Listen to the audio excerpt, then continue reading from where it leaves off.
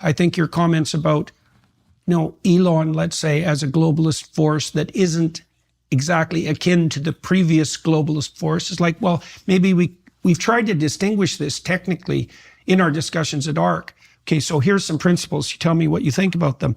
Policy that requires force and fear is indicative of, it's at least suboptimal and it's probably tyrannical. So that one of the ways you determine whether a policy is acceptable is whether or not it's invitational, right? And so it'd be like, I make you an offer and hopefully you're on board voluntarily, which would make you a much more efficient participant as well. And even if you're not fully enthusiastic about it, you can't think of a better alternative that you would lay claim to, right? So it's like, you can imagine if we're going to negotiate reasonably, we might say, well, we're going to be duty bound to accept the best offer we can conceive of, right? I mean, hopefully it'll be one that also fills you with enthusiasm, but in the absence of that, at least you won't be able to think of a better alternative. So no power, no force, no fear, right? And then the other thing that we've toyed with, let's say, or played with is the idea that not only does the vision of the future have to be invitational, there has to be an element of play about it, because like I studied play fairly deeply neurophysiologically, and play is a really interesting motivational state because it's very fragile. It can be disrupted by almost any other motivational state. So the sense of play, which is like direction with variability, right? Because that's play, is direction with variability. That only emerges when the situation, say, of communication and cooperation has been optimized. So then you might say another way that you can tell if the venture is proceeding well is that if everybody engaged in it can engage in a sense of play. And I like the play idea, partly because it's voluntary, obviously, but also because play implies a fair bit of tolerance for deviation along the pathway. Yes, the vicissitude.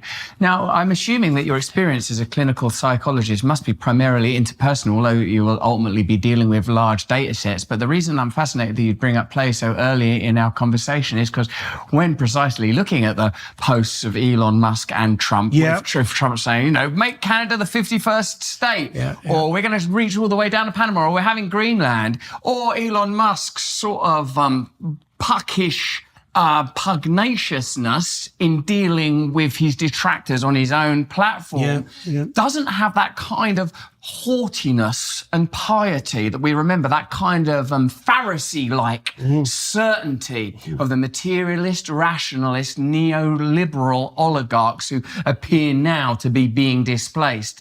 This play, though, I wonder, Jordan, and this is not an assertion that I'm making with regard to the previous listed individuals. I know our audience when it comes to Trump and Musk and stuff, but there isn't there mischief and play in the demonic also. Now, like the reason I like play, one, I'm a comedian, I enjoy liminal spaces and I enjoy the uncertainty that's a prerequisite of play, the true spirit of pioneering discovery that is encompassed within play. And I enjoy actually, in fact, perhaps much of the Trump phenomena was this politician isn't talking like other politicians. Way back 2015 with Hillary Clinton, because you'd be in jail. That moment, it's like, people don't say that. Like then up against the sort of school mom sort of bluster and haughtiness of you can't.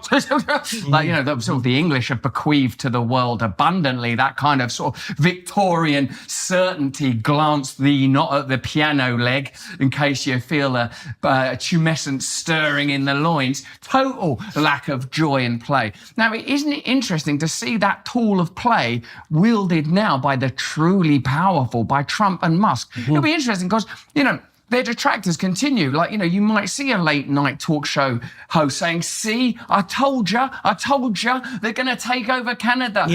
What's Elon Musk doing meddling in British politics? But regardless of again, as a Christian, regardless of the individual, Trump's not God, Musk's not God. They're all human beings that are going to come and go. And perhaps, I've been thinking this about Elon Musk somewhat lately.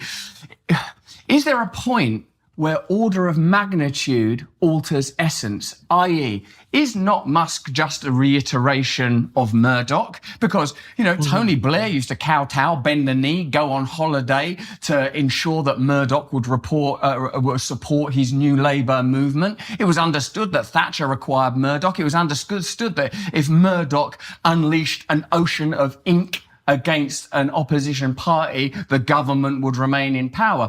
Now, Murdoch, he still has some power across the Anglophonic world, and I don't know what Murdoch's power is like now, but what I know is that Elon Musk is like a version of a media magnate, at least when it comes to the social media aspect of his vast enterprises.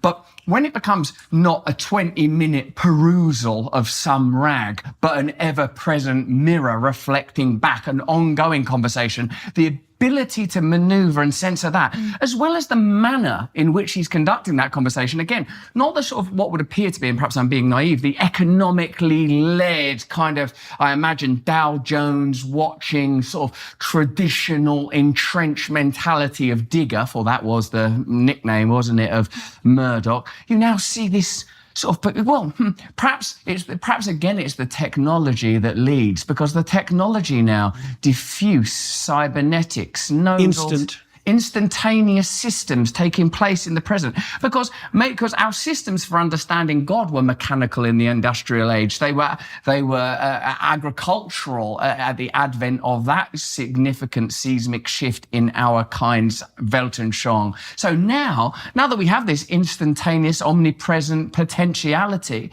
maybe everything's changing. So in short, what I'm saying is what's happening now entirely unique because it is temporal, because of the temporal component, because of this instantaneous immersive ability to alter conversation.